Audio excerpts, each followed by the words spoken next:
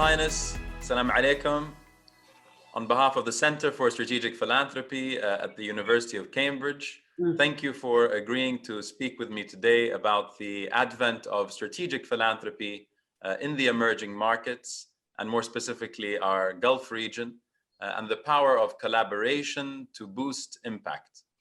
Her Royal Highness Princess Lamia Bint Majed Alsaud is the Secretary General and a member of the Board of Trustees of Alwaleed Philanthropies, a major charitable and philanthropic organization that was established in the Kingdom of Saudi Arabia over 40 years ago. Over the last 4 decades, Alwaleed Philanthropies has led and delivered projects in more than 189 countries, investing more than $4 billion on a variety of social welfare initiatives benefiting over 1 billion people around the world. Princess Lamia is also a successful publisher and author, and her powerful first novel, published in 2010, titled Children and Blood, explored the confronting subject of honor killings in the Middle East. Her Royal Highness is the recipient of a number of well-deserved awards for her philanthropic work and leadership over the last years, and we're grateful that she has agreed to share some of her unique insights and experiences with us today. Your Royal Highness, perhaps we can begin with Alwaleed Philanthropies, which many will already be aware of. How would you describe this unique organization's philanthropic mission and philosophy, and how it has evolved over the past 4 decades to cater for changing needs and priorities of society here in the Middle East and beyond? First, I would like to thank you for the amazing introduction. I'm very honored and I'm humbled. Thank you very much. You give me more than I deserved. And I'm very happy to be here with you today. I think gathering for a better future and search for the right opportunity to do so. As we were discussing from a couple of minutes ago, there is a lot of kind-hearted people around the world, and there's a lot of people who's donating their time, their money, their effort to do good and to make the world a better place to live in. But it's some of those people who have this strategic vision, how to deliver their fund, their perspective, how to give a hand, how to help, how to support. And thanks God, we're very blessed to have our chairman, one of them. So Prince Waleed, he started this foundation the day he started Kingdom Holding. It was in the same day he got the first project. He decided that amount of this project, beside the zakah, amount of this project going to go for people in need. Alhamdulillah, that we have been doing along the year. That person who I learned a lot personally from him, which I learned literally per second from him, he got a view on how to give back to the community, do good, promote for tolerance, for understanding, for accepting the others. And one of the main thing that I always ask His Royal Highness, why you didn't specialize in something? And he said, why should I specialize in something? If God give me this access for a lot of people and I can know a lot of need, then that will be it. So let us help as much as we need. But yet, as a Secretary General and as a person who's very honored to be on my chair, I'm very happy with my team. All what you mentioned, Badr, with 1 billion beneficiaries, with $4 billion, with 189 countries around the world. It's only 10 Saudi ladies who's doing all of this show that you're seeing and all of this success. And honestly, all the awards that you mentioned and all the recognition that I'm getting personally, it's because of those ladies. And I'm very grateful to be one of those teams, one of this team. That's very inspiring. Thank you. I understand Alwaleed Philanthropies has invested over $30 million to help communities in the Middle East and North Africa respond to COVID-19. Yes. Can you describe how you designed and implemented your response to the pandemic that took us all by surprise? And how do you think that this experience might affect how people think about the role of strategic philanthropy in responding to these kinds of crises in the future? Well, actually, as you said, we always strategize our moves. So we didn't respond, or we didn't announce our commitment in the right beginning. We waited for a couple of months just to see what's going on, where is the need. And this is the beauty of our type of work. We don't work with our own hands. We strategize, we see where's the gap, and we try our best to close it, narrow it, or work with others to just do the best for people in need. And that's what happened with the COVID.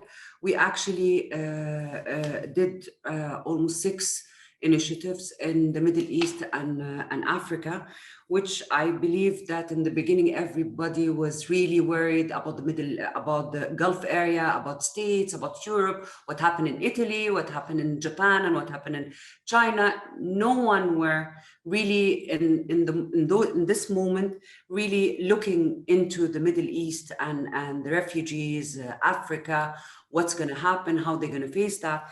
And thanks God, we were very successful to collaborate with some of our old partners, such as the Gavi, the Bill Gates, the Splash, the ISESCO, the UNICEF. We some of the fund we redirected toward the COVID pandemic response, and we put another almost 21 million as a new complete project that we did with to improve testing, or to for a public health initiative.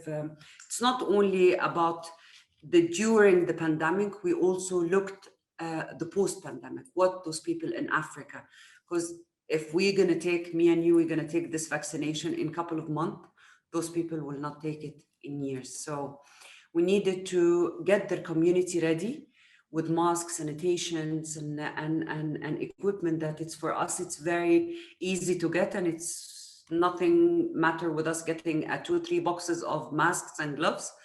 But for them, it's a huge thing. So we actually, alhamdulillah, we built small factories in countries in Africa for the mothers and the youth to work in it and produce sanitation and masks for the community. And this will increase their income, inshallah.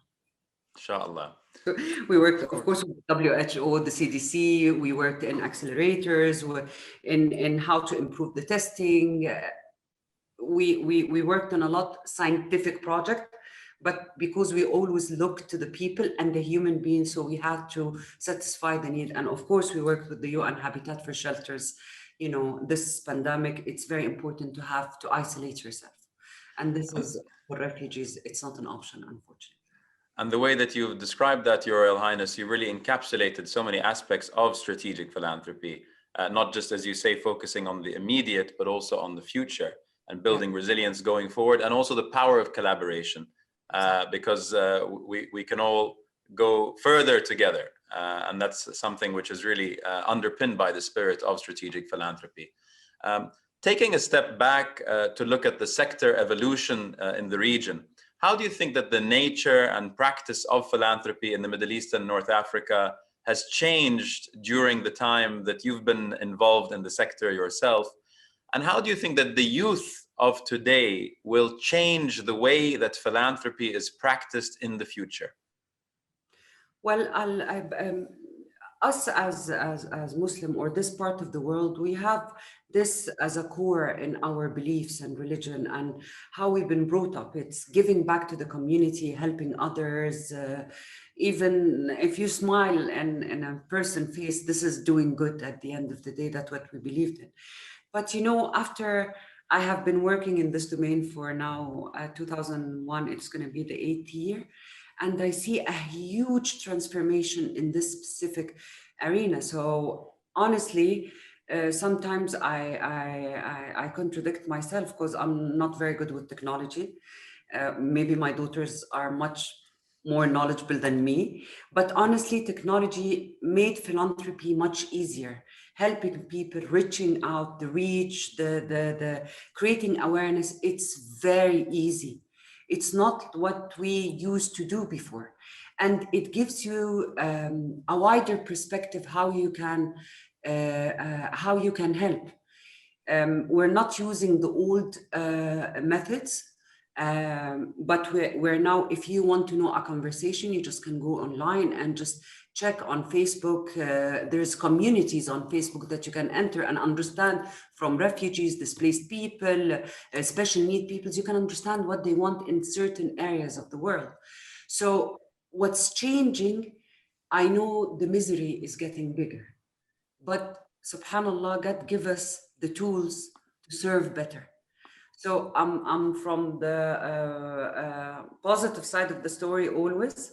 And I like always to see the solution more than the problem. The problem will be there always, but you looking to it from a different perspective and trying to have a unique solution for it that can be sustainable, which is very important. Maybe that's what we used to face before, that we don't have a sustainable philanthropy. You always donate to do a masjid, you always donate for elderlies, for sick people, for orphanage, but we never thought of a sustainable project that can benefit those people moving forward, and how you can have a positive impact on life, on people's life. And what I see now along the year, that people start, even the CSR of companies, they start telling you, you know what, no, I don't want to be a sponsor in an event. I want to do something that will reflect on the community, that will I gain from it moving forward. Those youth will have a loyalty for my brand, which is very, very, very smart technical marketing technicality. But at the end of the day, I don't care. For me, I care that they start being involved in communities, and how to reflect, and how, whatever, even though if they're going to create a loyalty for their brand, but at the end of the day, they're benefiting the community. Beautifully said. Zooming in on the Kingdom of Saudi Arabia, which of course is the largest economy in the Arab region, the country launched the Saudi Vision 2030, which is a strategic framework to diversify its economy and develop public service sectors such as health, education, and tourism. I've heard you speak about the role of organizations such as Alwaleed Philanthropies in helping to support these kinds of national strategies. Speaking from experience, we don't often witness the type of authentic collaboration between sectors that we need to see to advance our common objectives. What do you think makes for successful collaboration between business, government, and the social sector? It's what make it very successful. It's the goal. What do you want to do? Honestly, if as you said, again, we go how to strategize things, and maybe this is where we come as Alwaleed Philanthropy, because we're dealing a lot with international partners. So we have this kind of mentality in how to leverage out of 3 or 4 partners on the same project and give everyone what they want. So I'll give you an example. When for the special needs are His Royal Highness, he's a big investor in Kareem, and now it's Uber. We did an initiative, well, it was in support of women, after His Majesty declared that women can drive. 48 hours after, we did a collaboration with Kareem. We donated cars for ladies, we give them the license, and now there is almost 70 of them on the street, Captain Kareem. But we wanted to do something more that will reflect really on the community. So we had a very nice collaboration and very successful collaboration with an entity here called HRH. It's for the physical disabled people. And we went to them and we said, we want them to be Captains Kareem. And they said, what are you talking about? And we said, yes, there's a machine that they can drive with their hands. They don't need their legs. And actually, we have almost 100 of them, Captains Kareem. You don't understand how their life flipped. وزارة العمل, it's included in that. وزارة العدل is included in that. So everyone, وزارة الشؤون أو العمل والتنمية الموارد, what they want to benefit those people with the unique ideas. They're providing everything from medicine or wheelchairs or support.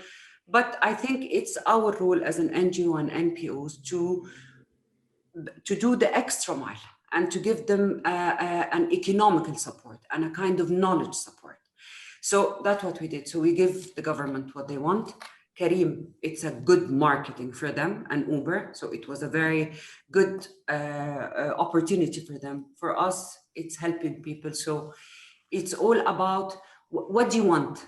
You have to understand the players, what the players want. And you have to be very smart on satisfying and pleasing each and every one of them. What a great story. And I think it would make a great case study. I'd encourage the Center for Strategic Philanthropy at Cambridge to include that as a strong case study of very effective collaboration between sectors. Throughout your career, you've been a very strong advocate for advancing the role of women across a wide range of fields. What advice would you give to our next generation of women leaders who might be considering a career in the philanthropic sector? I advise them not to go into the trap of being a victim.